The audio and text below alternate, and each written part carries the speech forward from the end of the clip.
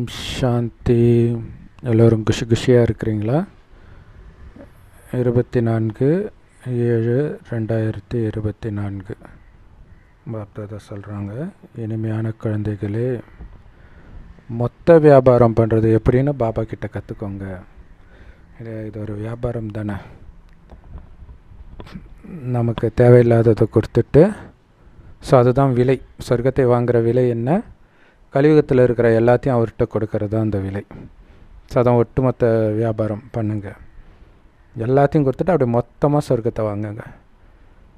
மன்மனாபவ, அதாவது ஒரு பாபாவுடைய நினைவில் மூழ்கி இருக்கிறது, மற்றவர்களுக்கும் இதை ஞாபகப்படுத்துறது. இதுதான் ஹோல்சேல் பிஸ்னஸ், மொத்த வியாபாரன்றார். மற்றதெல்லாம் ரீட்டைல் பிஸ்னஸ் இல்லையா? பக்தியில் நடக்கிறதெல்லாம் ரீட்டைல் பிஸ்னஸ். எனக்கு குழந்தைய கொடு, எனக்கு படிப்பை கொடு, கடன் ஆட, அவனை நோயிலிருந்து காப்பாற்று. அங்கே ஹோல்சேல் எதுவுமே இருக்காது. ஆரோக்கியம், செல்வம், அழகு, அறிவு, குணங்கள் எல்லாம் அளவற்ற இருக்கும். அதான் ஹோல்சேல் பிஸ்னஸ். பக்தியில் நடக்கிறது ரீட்டைல் பிஸ்னஸ். அதுவும் கிடைச்சாதான் உண்டு. கேள்வி: எந்த குழந்தைய பாபா தன்னுடைய வீட்டுக்கு வரவேற்பார்?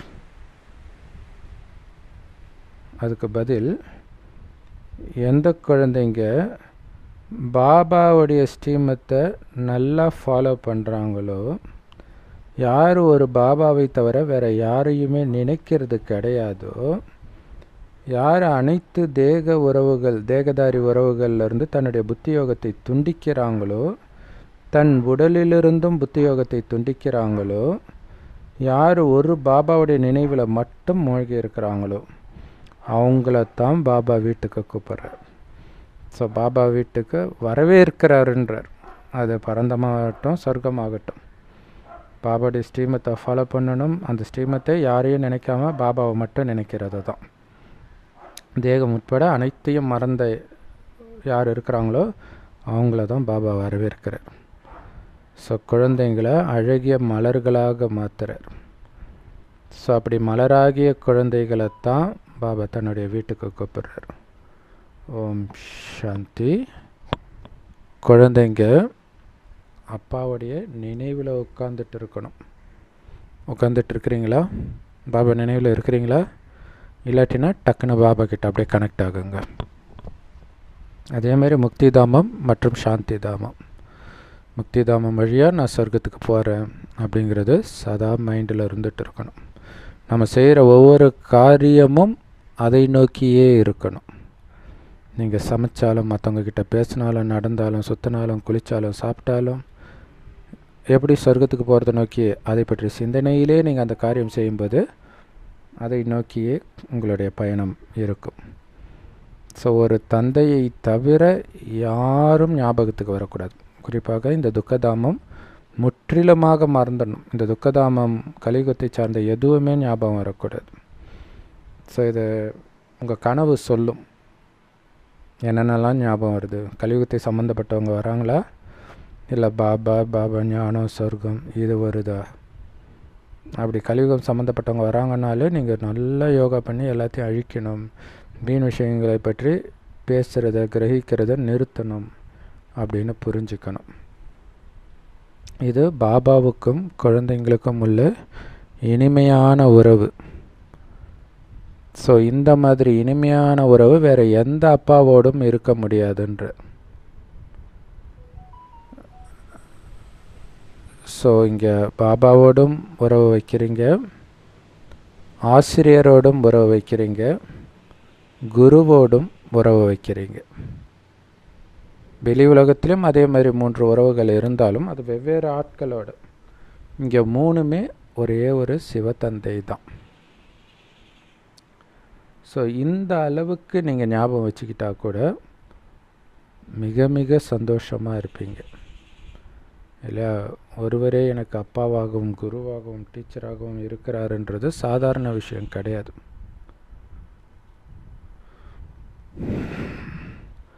மிக எளிய வழி இத்தனை ஜென்மத்தை பாவத்தை அழிக்கிறதுக்கான எளிய வழி. சொர்க்கத்துக்கு போகிறதுக்கான எளிய வழி, முக்தி அடைகிறதுக்கான எளிய வழியை கொடுக்கக்கூடிய அந்த ஒரு தந்தையை நாம் கண்டுபிடிச்சிட்டோம். அவருக்கு மட்டும்தான் தெரியும் அந்த வழி. அது என்னது? அப்பாவை நினைத்து பாவத்தை அழித்து தூய்மையாகி சாந்தி தாமத்துக்கு போகணும், சுகதாமத்துக்கு போகணுன்ற நினைவு இருந்துக்கிட்டே இருக்கணும். இந்த துக்கதாமத்தை முற்றிலும் மறக்கணும். இதில் உள்ள எதுவுமே ஞாபகம் வரக்கூடாது. இப்போ துக்கதாமத்தில் தானே வாழறோம், இந்த மனிதர்களோடு தானே வாழறோம். அதுக்கு தான் பாபா சொல்றார், ஆத்மாவை பாருங்கள். இந்த உலகத்துக்கு உரியது இந்த உடல், அதை பார்க்காதீங்க. ஆத்மா அனாதியாக இருக்கும், அதை மட்டும் பாருங்கள். அதையும் தூய்மையான ஆத்மாவாக பாருங்கன்ற. மற்றபடி நீங்கள் எங்கே வேணாலும் சுற்றலாம், அதுக்கெல்லாம் பாபா தடையே போடலை. கோயிலுக்கு போங்க, சர்ச்சுக்கு போங்க, மசூதிக்கு போங்க, எங்கே வேணாலும் போங்க. ஆனால் பாபாவுடைய நினைவு மட்டும்தான் இருக்கணும் உங்கள் புத்தியில். எங்கே போனாலும், அமெரிக்கா போகிறீங்களா, டூரு போகிறீங்களா, எங்கே வேணாலும் போங்க, சொந்தக்காரங்க வீட்டுக்கு போங்க, எங்கே வேணாலும் போங்க. ஆனால் பாபாவுடைய நினைவு மட்டும் இருக்குதா? நினைவு இருக்குதா கேட்கல, நினைவு மட்டும்தான், பாபா நினைவு மட்டும்தான் இருக்குதா? அதில் தான் கவனம் வைக்கணும். ஸோ அப்படி வைக்கும் பொழுது அந்த பாபா நினைவோடு நீங்கள் மற்ற இடத்துக்கு போகும்போது தெரியும் அந்த ஆனந்தம். உள்ளுக்குள்ளே இருந்து அந்த ஆனந்தம் வர்றது உங்களுக்கு தெரியும். வெளியில் உங்களை அவமானப்படுத்துகிறாங்களா, உங்கள் கூட பேசலை, பாரபட்சம் பார்க்குறாங்களா, இது எதுவுமே உங்கள் மைண்டில் ஓடாது. ஏன்னா உள்நோக்கு முகத்தில் அவ்வளோ ஆனந்தமாக இருப்பீங்க. ஸோ மதுபனில் தினம் செய்யக்கூடிய அந்த போர் அடிக்கக்கூடிய எந்த வேலையும் நீங்கள் பண்ணுறது கிடையாது. ஏன்னா அப்பா வீட்டில் இருக்கிறீங்க. 3 வார்த்தையைத்தான் பாபா ஞாபகம் வச்சுக்க சொல்கிறார்.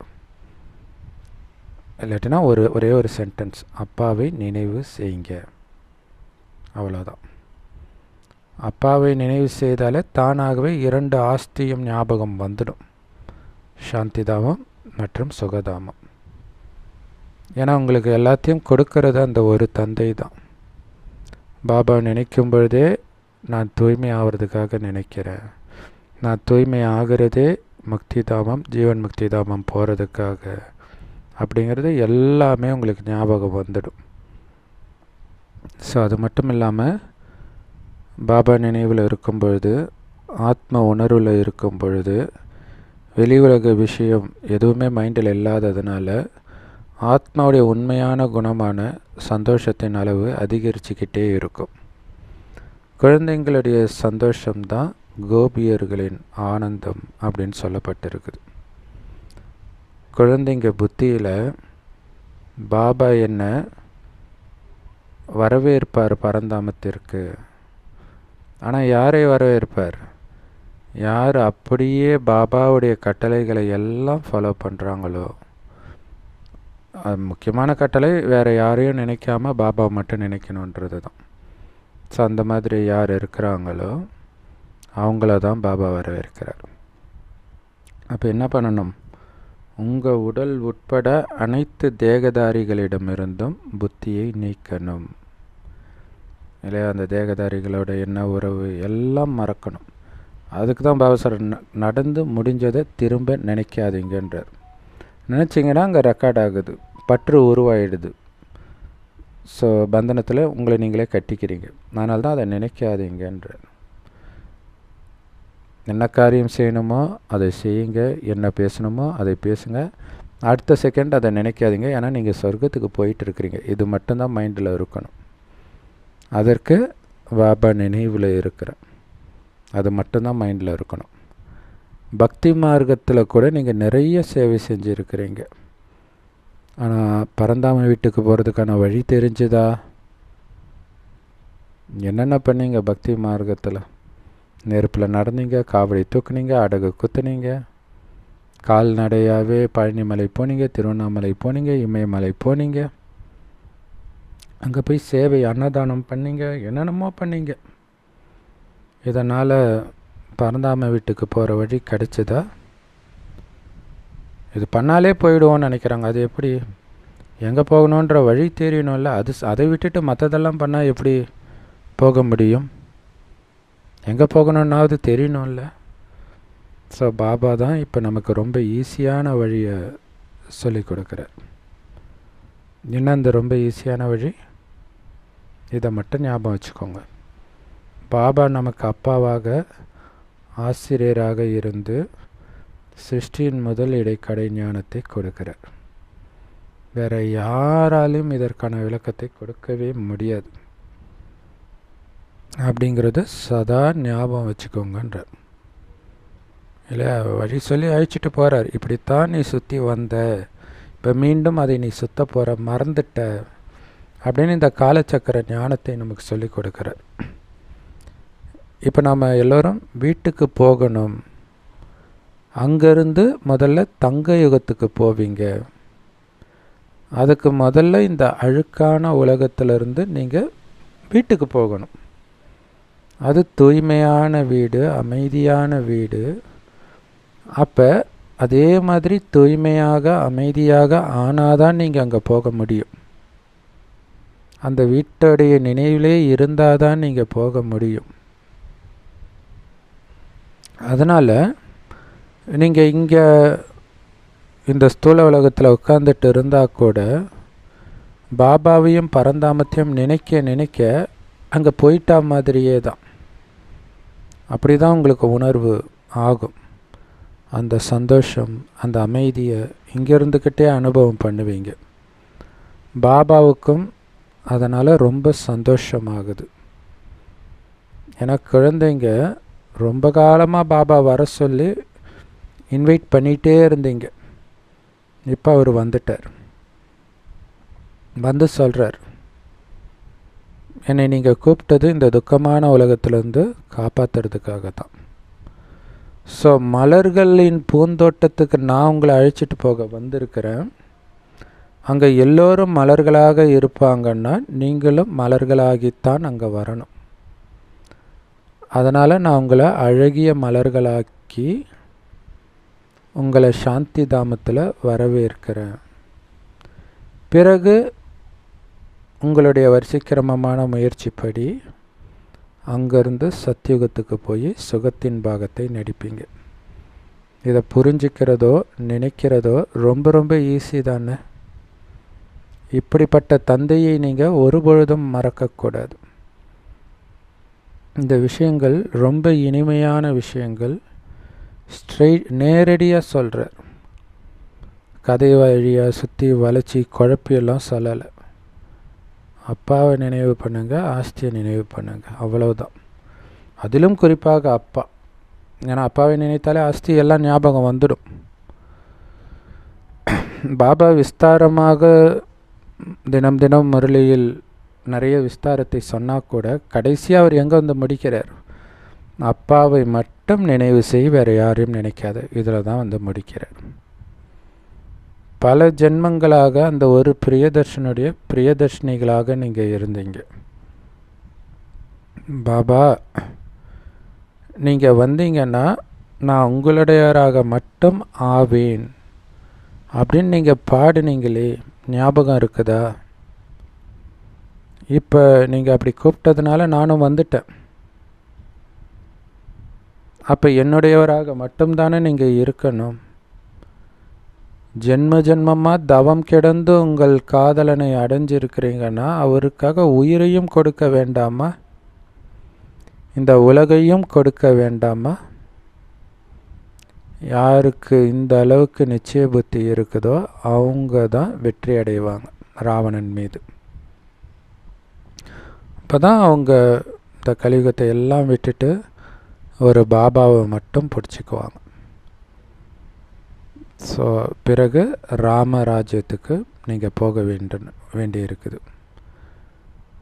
ஒவ்வொரு கல்பத்திலும் இதே மாதிரி நீங்கள் ராவணன் மீது வெற்றி அடைகிறீங்க.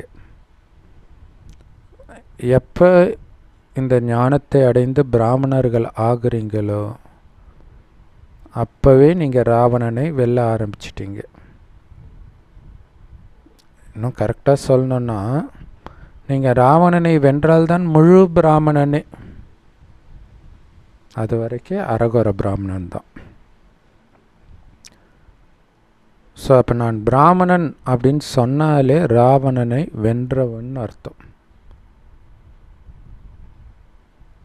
ராமராஜ்யத்திற்கான உரிமை அனைத்து பிராமணர்களுக்கும் இருக்குது. எப்படி அந்த உரிமை அடைஞ்சோன்னு தெரியுமா? அப்பாவை அடையாளம் கண்டுக்கிட்டதுனால அடைஞ்சோம். ஏன்னா அப்பாவை அடையாளம் கண்டுக்கிட்டாதான் அவர்கிட்ட நம்ம ஞானத்தை அடைய முடியும். வந்திருக்கிறது அப்பான்னு நிச்சய புத்தி இருந்தால் தான் அவர் சொல்கிற வழியை ஃபாலோ பண்ணி ராமராஜ்யத்தின் அதிகாரத்தை அடைய முடியும். ஸோ இப்போ ராமராஜ்யம் கன்ஃபார்ம். ஆனால் அதில் உயர்ந்த பதவி அடையிறதுக்காக இப்போ நீங்கள் முயற்சி பண்ணணும். புரிஞ்சுக்கிட்டாலே ராமராஜ்யத்துக்கு வந்துடுவீங்க. ஆனால் முயற்சி செய்து தேக உணர்வை முற்றிலும் விடணும். வெற்றி மாலையில் மணி ஆகணும். இந்த வெற்றி மாலை ரொம்ப பெருசாக இருக்குது. நீங்கள் ராஜாக்கள் ஆனீங்க அப்படின்னா அனைத்தையும் அடையிறீங்க இல்லையா? சொர்க்கத்தில் முதல் பிறவியே மிகப்பெரிய ராஜாவாக நாராயணன் குடும்பத்தவராக ஆகிட்டீங்கனாலே அந்த 2500 வருடத்தின் சொர்க்க சுகத்தை நீங்கள் அடைஞ்சிட்டீங்கன்னு அர்த்தம். ஏன்னா உலகமே உங்களுடையது. அங்கே வரிசைக்கிரமமாக உங்களுக்கு தாசதாசிகளும் இருக்கிறாங்க, இப்போ உருவாகிறாங்க. ஸோ விதவிதமானவர்கள் இருப்பாங்க. ஸோ அத்தனை பேர் மீதும் உங்களுக்கு அதிகாரம் கிடைக்கிது. ஒரு பாபாவை மட்டும் நினைவு செஞ்சு கலியுகத்தின் அனைத்து சுகத்தையும் தியாகம் பண்ணுறதுனால சொர்க்கத்தின் சுகத்தை அடையிறீங்க. ஏன்னா இங்கே இருக்கிறதெல்லாம் அல்பகால சுகம். ஸோ இங்கே தியாகம் பண்ணுறதுனால தான் அங்கே கிடைக்கிது. இங்கே தியாகம் பண்ணாதவர்கள் தான் அங்கே வேலைக்காரர்களாக ஆகிறாங்க. அதிலும் வரிசைக்கிரமம் இருக்குது. சிலர் சொர்க்கத்தில் ராஜாவுக்கு நெருக்கத்தில் வர வேலைக்காரர்களாக, அந்த அரண்மனைக்குள்ளே இருக்கக்கூடிய வேலைகளை செய்யக்கூடிய வேலைக்காரர்களாக இருப்பாங்க. அதிலும் ரொம்ப நெருக்கமாக, இப்போ கிருஷ்ணரை வளர்க்குறாங்க அந்த மாதிரி இருக்கிறவங்களும் ரொம்ப நெருக்கமானவங்க, கூடவே இருப்பாங்க. அவங்க ராஜராணி என்ன சாப்பிட்றாங்களோ அதே தான் சாப்பிடுவாங்க. ஸோ ராஜாராணிக்கு சமைக்கப்படுற அந்த உணவு தான் அந்த வேலைக்காரர்களுக்கு கிடைக்கிது. அதைத்தான் 36 வகையான உணவுன்னு சொல்கிறது. ஸோ ராஜாக்களைத்தான் உண்மையிலே பல கோடி மடங்கு கோடீஸ்வரன் சொல்கிறது. அங்கே போய் உழைக்கலை.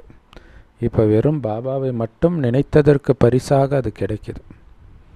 அப்போ யார் புத்திசாலி? இங்கே கஷ்டப்பட்டு கோடி கணக்கில் சேர்த்து வச்சு எல்லாத்தையும் விட்டுட்டு வெறுங்கையோடு போய் அங்கே வேலைக்காரன் ஆகிறாங்க. எவ்வளோ பெரிய பாவம் அவங்க.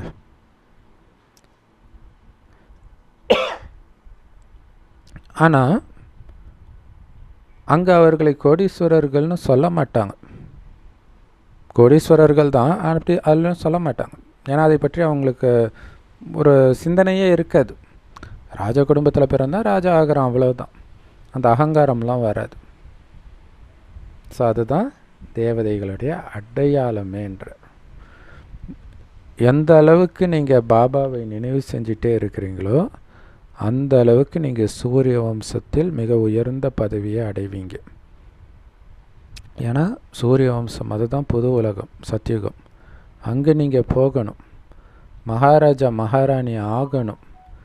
அப்படி ஆகிறதுக்கான ஞானத்தைத்தான் பாபா கொடுக்கிறார். மனிதன்லேருந்து ஸ்ரீ நாராயணன் ஆக்கிறதுக்கான ஞானம், மனிதனை ராஜாவாக ஆக்கக்கூடிய ராஜயோகத்தை பாபா கற்றுக் கொடுக்கிறார். பக்தி மார்க்கத்தில் நீங்கள் தான் வேதங்களை எல்லாம் அதிகமாக படிச்சிங்க, அதிக பக்தி நீங்கள் தான் பண்ணீங்க. எல்லாத்தையும் பண்ணி முடிச்சுட்டு இப்போ பாபாவை அடைஞ்சிட்டிங்க. அவங்க மற்றவர்கள் இன்னும் பக்தியே பண்ணிவிட்டு பாபாவை விட்டுடுறாங்க, பாவம். பாபா நமக்கு ரொம்ப ஈஸியான நேரான வழியை காட்டுறார். சுற்றி சுற்றி போகிற வழி கிடையாது, நேர் வழி தான். அது என்ன? அப்பாவை நினைவு பண்ணுங்க. எப்படி? அவர் செம்பன் நிறமான ஒளி உலகத்தில் நட்சத்திரம் மாதிரி இருக்கார். அது போதுமா? அவருடைய குணம் முரளியில் படிக்க படிக்க அவருடைய குணம் எல்லாம் நமக்கு தெரியுது. இல்லை, நம்மளை அழைச்சிட்டு போகிறதுக்காகவே வரார். உடலே எடுக்கலை சொந்தமாக. எந்த சுகத்தையும் அவர் சொர்க்கத்திலையும் அனுபவிக்கலை, நரகத்திலையும் அனுபவிக்கலை. ஸோ அப்படிப்பட்ட அன்பானவரை எப்படி நினைக்கணும் நாம்? அந்த அன்பான தந்தை நம்மை குழந்தைன்னு சொல்லி புரிய வைக்கிறாருன்னா நம்ம எவ்வளோ பாக்கியம் பண்ணியிருக்கணும். ஸோ இப்படி உள்ளபூர்வமாக உணர்வுபூர்வமாக அவரை நீங்கள் நினைக்கணும். அப்படியே பாபா குழந்தைங்களுக்கு தன்னையே அர்ப்பணிச்சிட்டார், சரண்டர், வேலைக்காரன் ஆயிட்டார். 24 மணி நேரமும் நம்மை சொர்க்கத்தின் ராஜா ஆக்கிறதுக்கான வேலையைத்தான் அவர் பார்த்துட்டு இருக்கிறார். நீங்கள் அவருடைய வாரிசுகள். அப்போ கண்டிப்பாக வாரிசுக்கிட்ட அப்பா தன்னையே அர்ப்பணிப்பார் தானே இல்லையா? குழந்தைக்கு தானே அப்பா அர்ப்பணம் ஆகுறாங்க. நீங்களும் சொன்னீங்க, பாபா நீங்கள் எப்போ வரீங்களோ நான் அப்போ என்னையே அர்ப்பணிப்பேன் அப்படின்னு சொன்னீங்க. என்னுடைய உடல், மனம், செல்வம் அனைத்தாலையும் நான் உங்ககிட்ட அர்ப்பணிப்பேன் அப்படின்னு சொன்னீங்க. ஒரே தடவை தான் இப்படி அர்ப்பணம் ஆகுறீங்க. ஆனால் இதோடைய பலன் 21 ஜென்மத்திற்கு பாபா உங்களுக்கு அர்ப்பணம் ஆகிறார், சொர்க்கத்தையே கொடுக்கிறார். ஸோ இது கிட்டத்தட்ட 21 முறை அர்ப்பணம் ஆகிற மாதிரி ஆகுது. 21 பிறவிகளுக்கு அர்ப்பணம் ஆகிற மாதிரி ஆகுது. பாபா குழந்தைங்களுக்கு ஞாபகப்படுத்துகிறார்.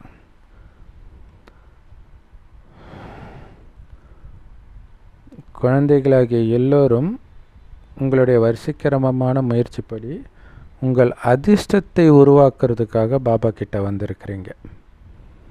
பாபா சொல்கிறார், இனிமையிலும் இனிமையான குழந்தைகளே, இந்த உலக ராஜ்யமே என்னுடைய ஆஸ்தி தான். உங்களுக்கு புது உலக ராஜ்யம், சொர்க்க ராஜ்யத்தை கொடுக்குறேன் இல்லையா, அதுதான் நான் உங்களுக்கு கொடுக்கிற ஆஸ்தி.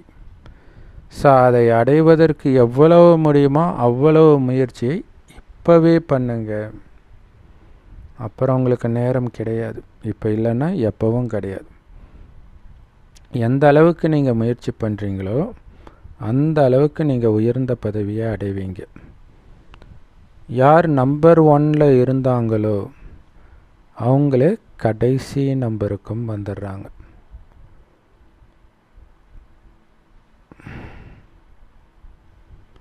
இல்லை, எந்த அளவுக்கு முயற்சி பண்ணுறீங்களோ அந்த அளவுக்கு உயர்ந்த பதவி அடைவீங்க.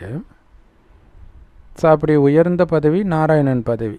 அவரே கடைசியில் கலியுகத்தில் கடைசி நம்பருக்கும் வந்துடுறார். ஆனால் மீண்டும் அவரே கண்டிப்பாக நம்பர் 1 பதவியையும் அடைவர். ஸோ இது எல்லாமே முயற்சியை பொறுத்தது தான். பாபா குழந்தைங்களை தன் கூடவே வீட்டுக்கு அழைச்சிட்டு போகிறதுக்காக வந்திருக்கிறார். இப்போ நீங்கள் உங்களை ஆத்மான்னு உணர்ந்து அப்பாவை நினைவு பண்ணிக்கிட்டே இருக்கணும். அவ்வளவுதான், வேறு எந்த வேலையும் கிடையாது.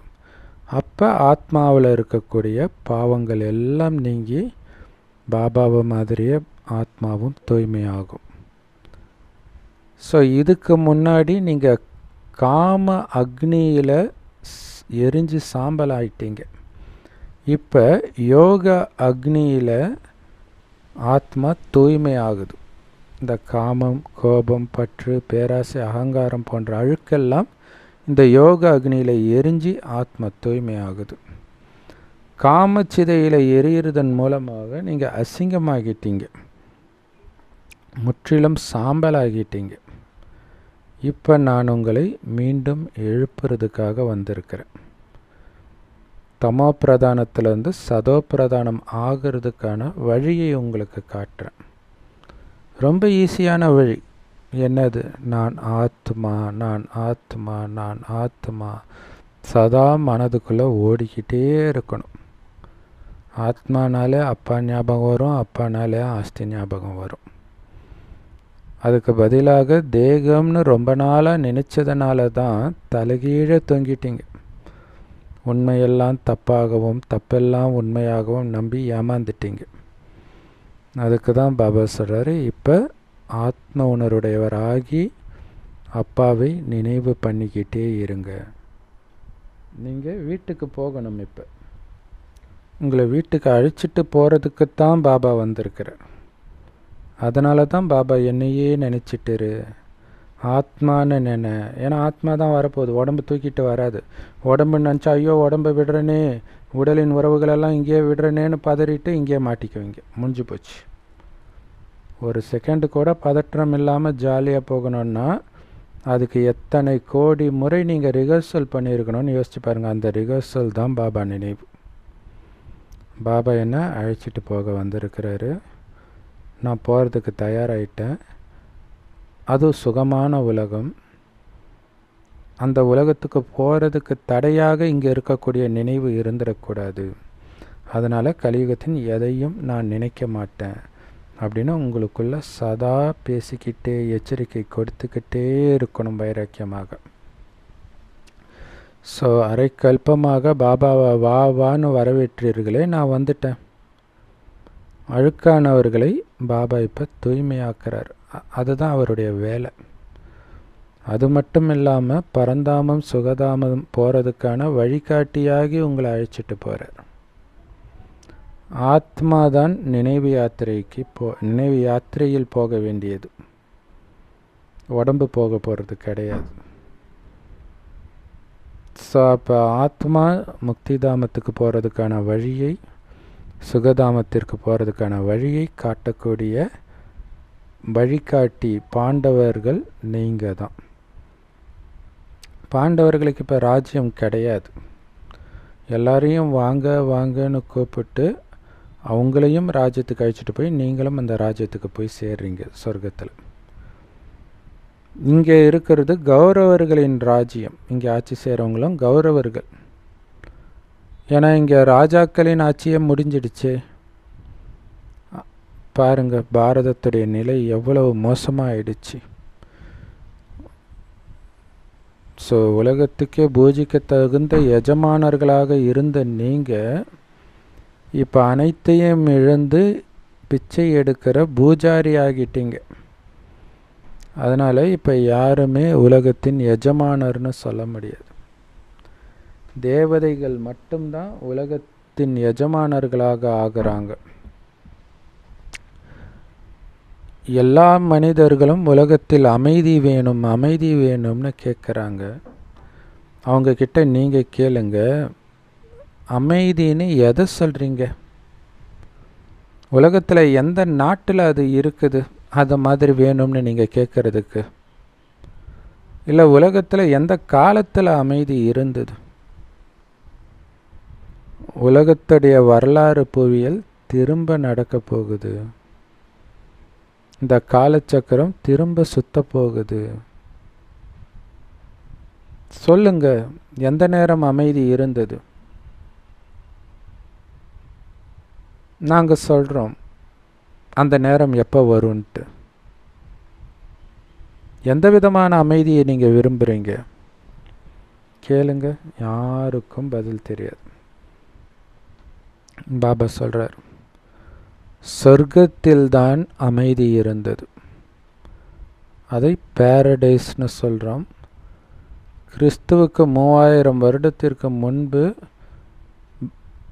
கண்டிப்பாக சொர்க்கம் இருந்ததுன்னு கிறிஸ்தவர்களும் சொல்கிறாங்க. கிறிஸ்தவர்களுடைய புத்தி தேவதைகள் மாதிரி தெய்வீகமாகவும் ஆகிறது இல்லை, இப்போ இந்துக்கள் மாதிரி கல்லாகவும் ஆகிறது கிடையாது. ரெண்டுத்துக்கும் மத்தியமாக இருக்குது. பாரதவாசிகள் தான் தெய்வீக புத்தி உடையவர்களாகவும் ஆகிறாங்க, கல் புத்தி உடையவர்களாகவும் ஆகிறாங்க. புது உலகத்தை தான் சொர்க்கம்னு சொல்கிறோம். புது உலகத்தை தான் சொர்க்கம்னு சொல்கிறாங்க. பழைய உலகத்தை யாரும் சொர்க்கம்னு சொல்ல மாட்டாங்க. இந்த சொர்க்கம் மற்றும் நரகத்துடைய ரகசியத்தை பாபா குழந்தைகளாகிய நமக்கு தான் புரிய வைக்கிறார்.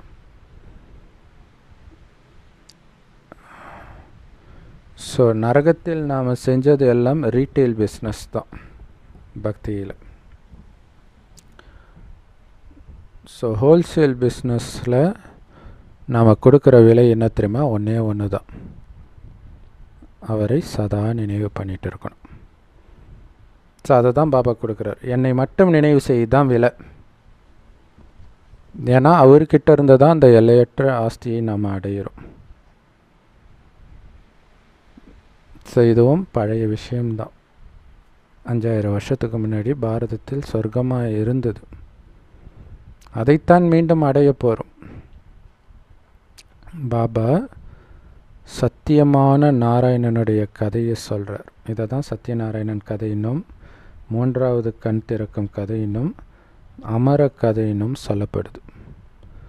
உங்கள் எல்லோருக்குமே இப்போ ஞானம் என்கிற மூன்றாவது கண் கிடச்சிடுச்சு. ஸோ அதுதான் மூன்றாவது கண் திறக்கும் கதை அப்படின்னு சொல்லப்படுது.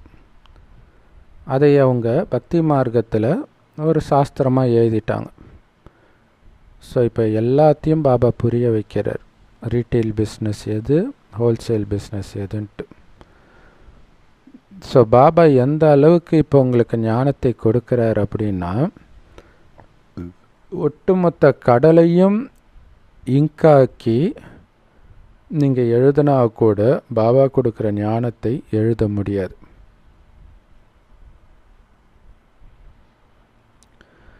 பக்தி மார்க்கம் ரீட்டெயில் இல்லையா? என்னென்னமோ பண்ணுவோம், என்னென்னமோ வேத சாஸ்திரம் படிப்போம், எங்கெங்கேயோ அலைவோம், ஆனால் கிடைக்கிறது என்னமோ ரொம்ப கம்மி. ஆனால் இந்த ஹோல்சேல் பிஸ்னஸில் ஒரே வேலை பாபா சொல்றார், மன்மனா பவ, என்னை மட்டும் நினைவு செய். ஸோ இதோடைய அர்த்தத்தையும் நீங்கள் மட்டும்தான் சொல்கிறீங்களே தவிர வேறு யாராலையும் சொல்ல முடியாது. பாபா ஒன்றும் உங்களுக்கு ஞானத்தை சமஸ்கிருத மொழியில் கொடுக்கலை. ஸோ ராஜா யாரோ அவருடைய மொழியைத்தான் அவருடைய ராஜ்யத்தில் பயன்படுத்துவார். நம்முடைய மொழி ஹிந்தி தான். ஸோ நீங்கள் எதுக்கு சமஸ்கிருதம் படிக்கணும்? வேதத்தை படித்து என்ன பண்ண போகிறீங்க? அதில் என்ன உண்மை இருக்குது? மனிதர்கள் இந்த பக்தி செய்கிறதுக்கு எவ்வளவு காசு செலவு பண்ணுறாங்க? யாராவது உங்ககிட்ட வந்தாங்கன்னா சொல்லுங்கள், பாபா சொல்கிறாரு, என் ஒருவனை மட்டும் நினைவு செய்யுங்க, உங்களுக்கு சாந்தி தாமமும் சுகதாமமும் ஆஸ்தியாக நான் கொடுக்கிறேன் அப்படின்னு சொல்கிறார். ஸோ இதை பற்றி டீட்டெயிலாக நீங்கள் புரிஞ்சுக்கணுன்னா உட்காந்து தெரிஞ்சுக்கோங்க. வேறு எதுவும் நாங்கள் புரிய வைக்க போகிறது கிடையாது. நேரடியாக சொர்க்கத்துக்கு போகிறதுக்கும் முக்தி அடைகிறதுக்கான வழி, தேவையற்ற விஸ்தாரங்கள் எல்லாம் இங்கே கிடையாது. பாபா அப்பாவை மட்டும்தான் புரிய வைக்கிறார். ஆல்ஃபானா பாபா. ஆல்ஃபா மூலமாக தான் நமக்கு பீட்டா கிடைக்கிது, அதாவது ஆஸ்தி கிடைக்கிது. அப்பாவை நினைவு செய்ய செய்ய உங்களுடைய பாவங்கள் எல்லாம் அழிஞ்சிடும், நீங்கள் தூய்மையாகிடுவீங்க, அமைதியான தேசத்திற்கு சாந்தி தாமத்திற்கு போயிடுவீங்க இல்லையா? நேரத்துக்கு வந்துடணும் அப்படின்னு பாபா சொல்கிறார். லேட்டாக வந்தால் அடிவோதை வாங்கிட்டு தான் போவோம். எங்கே போனாலுமே நேரத்துக்கு போனால் தான் கேட்டு திறந்துருக்கும், அப்புறம் கேட்டு மூடிடுவாங்க இல்லையா? பாபா சொல்கிறார், சாந்தி தேவனே அப்படின்னு மனிதர்கள் கூப்பிடுறாங்களாம். ஸோ சாந்தியை கொடுக்குற சாந்தி கடல் பாபா தானே, அதனால் சாந்தி தேவனேன்னு அவரைத்தான் கூப்பிடுறாங்க. ஸோ பாபா உருவாக்குற சொர்க்கம் இங்கே தான், மேலே எங்கேயும் கிடையாது. சூக்ஷ்மவதனத்தில் ஒன்றும் கிடையாது, அதெல்லாம் வெறும் காட்சி தான். நீங்கள் அந்த மாதிரி தேவதைகளாக ஆகணும், ஃபரிஸ்தாக்களாக ஆகணும், இங்கேயே ஆகணும். ஸோ இங்கேயே ஃபரிஸ்தாவாகி தேவதையாகி நீங்கள் அங்கே போகணும். ஸோ அதுதான் நீங்கள் மகாபாரதம் ராமாயணத்தெலாம் பார்த்தீங்கன்னா அசுரர்களை அழிக்கும்போது, உதாரணத்துக்கு ராமர் ராவணனை கொல்லும்போது அப்படியே ராவணன் தேவதையாகி சல்லுன்னு மேலே போவான். ஸோ அப்போ அசுரகுணத்தை அழித்து இங்கேயே தேவதையாகி நாம் வீட்டுக்கு போகணும். வீட்டிலேயோ சொர்க்கத்திலே போய் முயற்சி பண்ணுறதில்ல, இங்கே ரெடி ஆகியிருந்தால் தான் அங்கே நமக்கு என்ட்ரன்ஸே. பாபா கிட்டேருந்து ராஜ்ய பாக்கியத்தை நாம் ஆஸ்தியாக அடையிறோம். ஸோ ராஜ்ய பாக்கியம் மட்டும் இல்லை, முக்திதாமம் அமைதியின் ஆஸ்தியும் நமக்கு கிடைக்குது, சுகத்தின் ஆஸ்தியும் கிடைக்குது. 2 ஆஸ்தி கிடைக்குது. ஒரு பாபாவை தவிர யாரையும் கடல்னு சொல்ல முடியாது.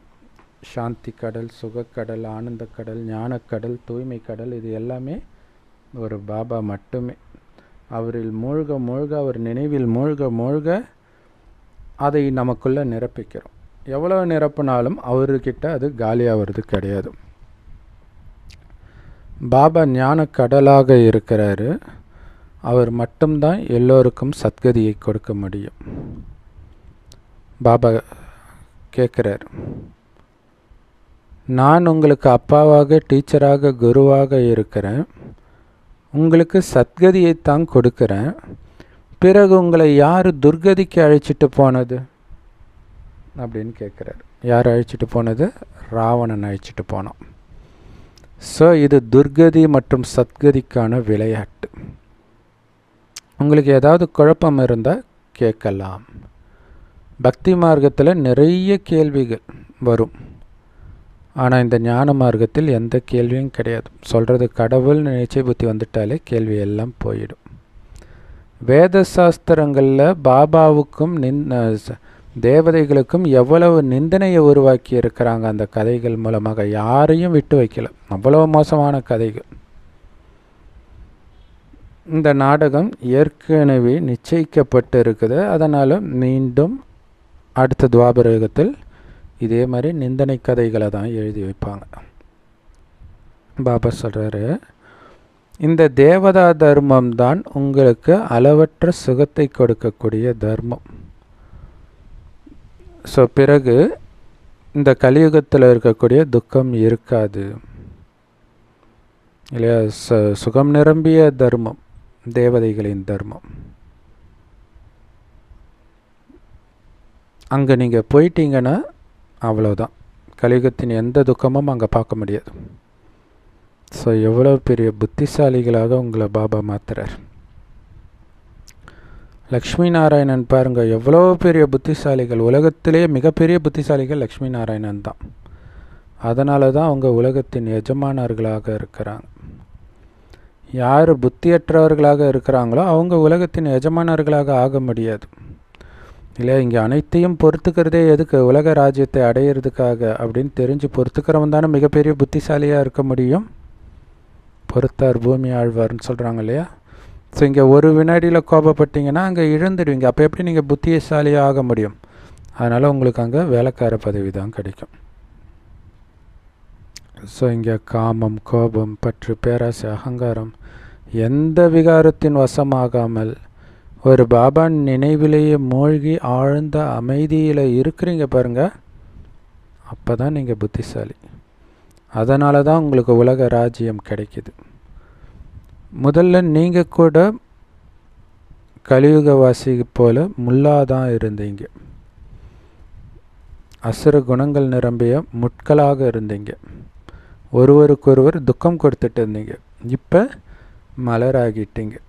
துக்கம் கொடுப்பவர்களுக்கும் நறுமணம் வீசும் மலர் போல தெய்வீக குணங்களையே கொடுத்தீங்க. சுப பாவனையே வைக்கிறவர்களாக மாறினீங்க. அதனால தான் பாபா ஒரு ரோஜா மலரை எடுத்துகிட்டு வந்து சொல்கிறாரு, இந்த மாதிரி மலராக நீங்கள் மாறணும். முள்ளில் இருந்துக்கிட்டே ரோஜா மலர் எவ்வளோ அழகாக மலர்ந்துருக்கு. அது மாதிரி கலியுக முட்களின் காட்டுக்கு இடையில் நீங்கள் நறுமணமிக்க ரோஜா மலராக ஆகணும். ஸோ கடவுளே வந்து அந்த பூந்தோட்டத்தை, சொர்க்கம் எனும் பூந்தோட்டத்தை உருவாக்குறார். அந்த பூந்தோட்டத்தை ராவணன் வந்து முள்ளு காடாக மாற்றுறான். ஸோ இது எவ்வளவு தெளிவாக இருக்குது. இந்த விஷயத்தை பற்றியெல்லாம் நீங்கள் விசார் சாகர் மந்தன் பண்ணணும், சிந்தனை பண்ணணும். அந்த ஒருவரின் நினைவில் அனைத்தும் அடங்கி இருக்குது இல்லையா? பாபாவுடைய நினைவிலே இருக்கும்பொழுது பாபா இன்றைக்கி என்னென்னலாம் சொன்னார்னு ஞாபகம் வரும். ஸோ அப்போ அதை பற்றி சிந்தனை பண்ணிகிட்டு இருப்பீங்க. ஸோ பாபா சொன்னதை மட்டுமே நினைவு செய்யும் பொழுது, சொன்னது அவருன்றதுனால மீண்டும் மீண்டும் அவருடைய நினைவே வந்துட்டு இருக்கும். ஆனால் தான் பாபா சொல்கிறார், அவருடைய நினைவில் அனைத்தும் அடக்கம். அதன் மூலமாக தான் அப்பா கிட்ட இருந்து சுகம் சாந்தியின் ஆஸ்தியை அடையிறோம். மிகப்பெரிய செல்வம், மிகப்பெரிய சொத்தை அடையிறோம். சாந்தியின் ஆஸ்தி அடையிறோம். ஏன்னா அவர் மட்டுமே சாந்தியின் கடல். லௌகீக தந்தையை இந்த மாதிரியிலும் நீங்கள் ஒருபோதும் மகிமை பாட மாட்டீங்க. இல்லை, எங்கள் அப்பா எவ்வளோ அமைதியானவர் தெரியுமா, ஓகே சத்தம் போட்டு பேசலை அதனால் அமைதியானவர்ன்றீங்க. ஆனால் துக்கப்பட்டிருக்க மாட்டாரா? துக்கப்பட்டால் எப்படி அமைதியானவர் நீங்கள் சொல்ல முடியும்?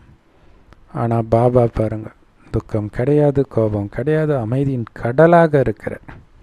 அதனால் இந்த மகிமை பாபாவுக்கு மட்டும்தான் பொருந்தும். ஸோ இருக்கிறதுலே மிக மிக இனிமையானவர் மனிதர்களில் ஸ்ரீகிருஷ்ணர். ஏன்னா அவர் தான் முதல்ல பிறக்கிறார் சத்தியுகத்தில்.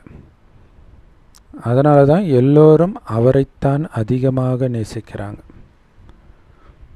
பாபா தன்னுடைய குழந்தைங்களுக்கு இல்லற மார்க்கம் பற்றிய செய்தியை கொடுக்கிறார்.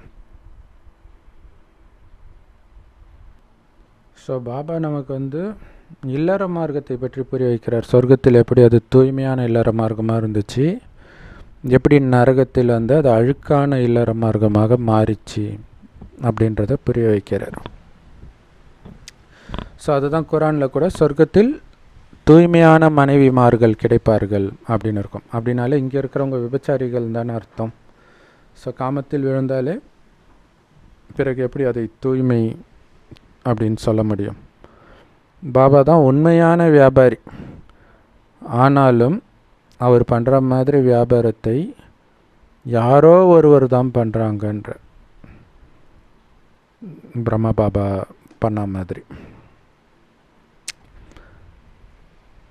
ஸோ யாரோ ஒரு சிலர் தான் அந்த மாதிரி ஹோல்சேல் பிஸ்னஸ் மேனாக ஆகிறாங்க. ஒட்டுமொத்த வியாபாரி, மொத்த வியாபாரி, ஒட்டுமொத்த சொர்க்கத்தையும் வாங்கிக்கிறது. நீங்கள் ஹோல்சேல் வியாபாரிகள், பாபாவை நினைவு பண்ணிக்கிட்டே இருக்கிறீங்க.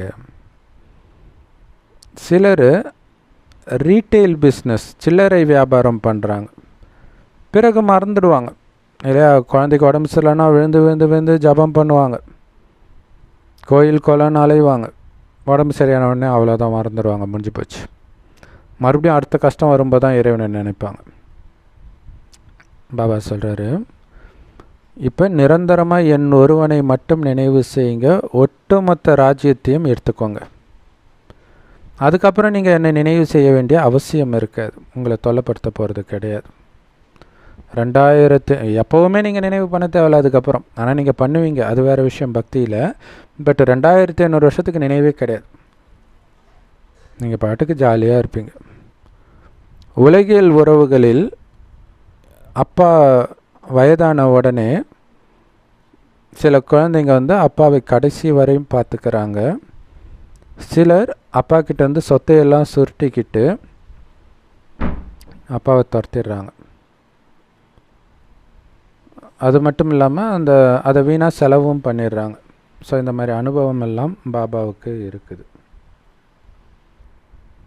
ஸோ அவ்வளவு அனுபவி ஆத்மாவாக பிரம்ம பாபா இருக்கிறதுனால தான் அவரை ரதமாக சிவபாபா எடுத்திருக்கிறார். ஸோ ஏழ்மையையும் பாபா அனுபவம் பண்ணியிருக்கிறாரு, செல்வத்தையும் அனுபவம் பண்ணியிருக்கிறார் இந்த ஒரே பிறவியிலே இல்லையா? சாப்பாட்டுக்கு வழி இல்லாத நிலைமையிலும் சின்ன வயசில் இருந்திருக்கிறாரு. பிறகு பெரிய வைர வியாபாரியாகவும் ஆகியிருக்கிறார். அப்போ அவருக்கு தெரியும் ஏழையாக இருக்கும்போது மைண்டு எப்படி வேலை செய்யும், பணக்காரனாக இருக்கும்போது எப்படி வேலை செய்யும், எல்லாத்துலேயும் அனுபவம் இருக்குது. நாடகப்படி இந்த ஒரே ஒரு ரதம் தான் சிவபாபாவுக்கு, இதில் எந்த மாற்றமும் கிடையாது.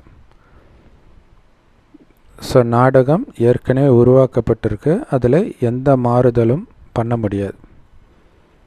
ஸோ எல்லாத்தையும் பாபா புரிய வைக்கிறார், ஒட்டுமொத்தமாகவும் புரிய வைக்கிறார், ரீட்டெயிலாகவும் அப்பப்பவும் புரிய வைக்கிறார்.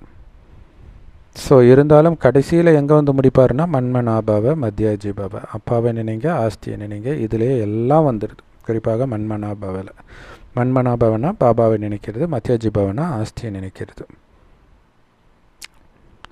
ஸோ இது ஒரு மிகப்பெரிய பொக்கிஷம். இந்த பொக்கிஷங்கள்னால உங்கள் புத்தின்ற பையன் நிரப்புறார். இதை தான் நீங்கள் அடுத்த 2000 வருஷம் என்ன 5000 வருஷமாகவே உங்கள் கூட வரப்போகுது. ஸோ இந்த ஒவ்வொரு ஞான ரத்தினங்களும் கோடிக்கணக்கான ரூபாய் மதிப்பு வாய்ந்தது. ஒரு ஒரு ஒரு வார்த்தையும் அழிவற்ற ஞான ரத்தினங்கள் இது. ஸோ இதன் மூலமாக தான் நீங்கள் பல கோடி மடங்கு பாக்கியசாலிகளாக ஆகுறீங்க. பாபா சுகதுக்கத்திற்கு அப்பாற்பட்டவர். இது கீதையில் கூட இருக்கும். ஸோ இந்த நாடகத்தை விலகி சாட்சியாக பாபா பார்க்குறார். நீங்கள் உங்களுடைய பாகத்தை நடிக்கிறீங்க. ஸோ இந்த நாடகத்தை விலகி சாட்சியாக பார்க்குறார். இது எவ்வளோ பெரிய விஷயம் இல்லையா?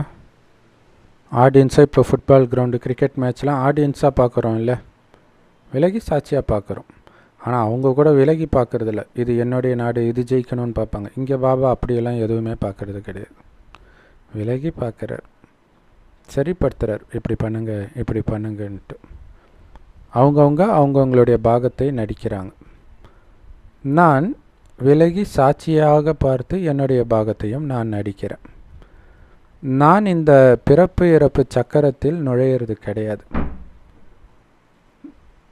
யாருமே இதிலிருந்து விடுபட முடியாது. பாபாவுக்கு மரணம் இல்லாட்டினா கூட வரார் ஒரு தடவை இல்லையா? ஸோ அதிலிருந்து அவரும் விடுபடுறது கிடையாது. யாருக்கும் மோட்சம் கிடையாது, அதாவது பிறவா நிலை கிடையாது. இது அனாதியான நாடகம், ஏற்கனவே உருவாக்கப்பட்ட நாடகம். இதுவும் எவ்வளோ அற்புதமாக இருக்குது பாருங்கள். ஒவ்வொரு சின்ன ஆத்மாவிலையும் 5000 வருடத்திற்கான நடிப்பு ரெக்கார்டாகி இருக்குது. அது எவ்வளோ அற்புதமான விஷயம். இந்த அழிவற்ற நாடகம் ரெக்கார்டாகி இருக்குது இல்லையா? அது ஒருபொழுதும் அழியாது இல்லை. நாடகத்தில் பதிவாகி இருக்கிற பாகமும் அழியாது, அழிவற்ற நாடகமும் அழியாது. ஏன்னா எல்லா ஆத்மாவும் அதோடைய பார்ட்டை நடிச்சுக்கிட்டே இருக்க போகுது. அப்புறம் எப்படி நாடகம் அழியும்? ஸோ இதுக்கு என்கார்டே கிடையாது, தொடர்ந்து நடந்துக்கிட்டே இருக்கும். நல்லது. இனிமையான பாபாவுக்கு அன்பு நினைவுகள் மற்றும் காலை வணக்கம். எப்படி சிவபாபா குழந்தைங்க கிட்ட தன்னையே அர்ப்பணிக்கிறாரோ இல்லையா? நம்முடைய சேவை தான் முழுக்க முழுக்க இந்த கடைசின்னு ஒரு வருடம், ஒரு வினாடி கூட ஓய்வு எடுக்கிறது இல்லை. அப்படி தன்னையே அர்ப்பணிக்கிற மாதிரி நாம் கூட அவர்கிட்ட முழுமையாக அர்ப்பணிக்கணும். உடல், மனம், செல்வம் அனைத்து நாளையும் நம்மை அர்ப்பணிச்சுட்டு 21 பிறவிக்கான ஆஸ்தி அடையணும். அதுக்கு பதிலாக 21 பிறவிக்கான ஆஸ்தி கிடைக்கிது.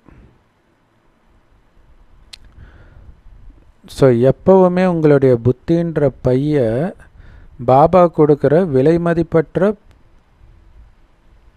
பொக்கிஷங்கள்னால நிரப்பி வச்சிருக்கணுன்றார். நிரம்பி வழியணும் எப்போவுமே. அது குணமாகட்டும், சக்தியாகட்டும், ஞானமாகட்டும், அனைத்தும் நிரம்பி இருக்கணும். அந்த போதையிலே இருக்கணும். நான் பல கோடி மடங்கு பாக்கியசாலி ஆகிறேன். ஏன்னா இந்த ஞான ரத்தினங்கள் தான் பின்னாடி உங்களுக்கு ஸ்தூல ரத்தினங்களாக மாறப்போகுது. அந்த போதையில் இருக்கணும். அந்த ராஜாவாக ஆகிட்டு இருக்கிறேன் அந்த போதை இருக்கணும். ஸோ செம பவர்ஃபுல்லான வரதானம் ஸ்லோகன். பாபா சொல்கிறாரு, இந்த பிராமண வாழ்க்கையின் ஆஸ்தியையும் பர்சனாலிட்டியையும் தானும் அனுபவம் செய்து மற்றவர்களையும் அனுபவம் செய்ய வைக்கக்கூடிய விசேஷ ஆத்மா ஆகுங்கள். அதுக்கு விளக்கம், ஒவ்வொரு பிராமண குழந்தைங்களுக்கும் பாப்தாதா ஞாபகப்படுத்துகிறார். நீ பிராமணனானது சாதாரண விஷயம் நினச்சிட்டு இருக்கிறியா? கோடியில் ஒருத்தருக்கு தான் இந்த பாக்கியம் கிடைச்சிருக்குது, மகா பாக்கியம் இது. அது உணர்றியா இல்லையா? அதை ஞாபகப்படுத்துகிறார் இல்லையா? சாதாரண மனிதர்கள் மாதிரி வாழ்ந்துட்டு இருக்கிறீங்கன்னா இந்த பாக்கியத்தை நீங்கள் உணரலைன்னு அர்த்தம்.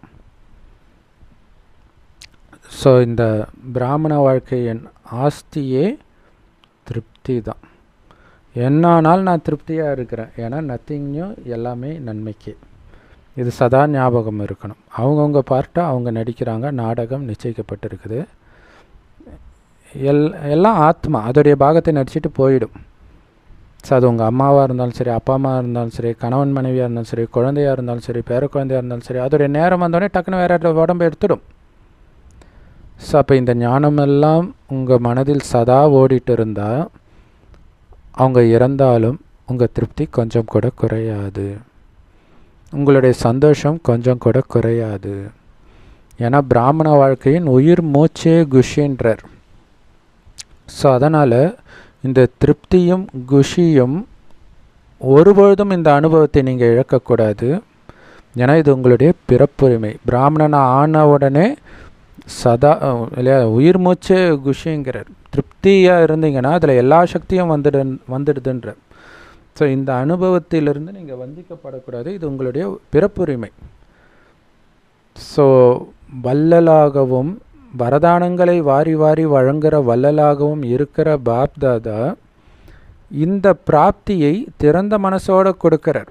திருப்தியாகுங்கள், ஆனந்தமாக இருங்க, ஆனந்த சொரூபமாகுங்கன்ற கஜானாவை கொடுக்கிறார்.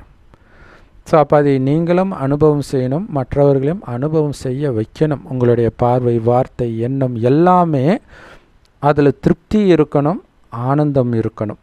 அப்படி இல்லைன்னா நீங்கள் பிராமணன் கிடையாதுன்னு புரிஞ்சுக்கோங்க. அப்போ தான் உங்களை விசேஷ ஆத்மா, பிராமண ஆத்மான்னு சொல்ல முடியுன்றார்.